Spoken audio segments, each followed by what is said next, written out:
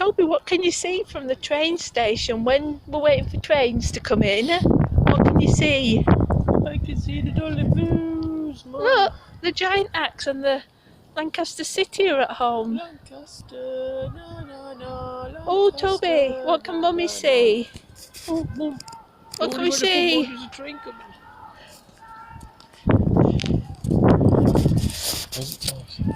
I think it's a transponder going to Manchester Airport. It's going to Manchester Airport, this one. Yeah, definitely a Manchester Airport job, this one, Mum. Oh, yeah, you suddenly saw it.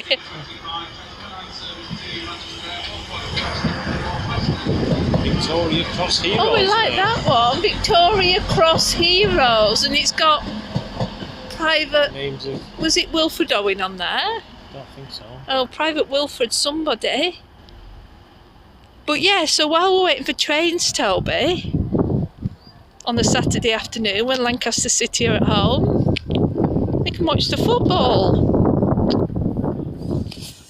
Come on, you dollies.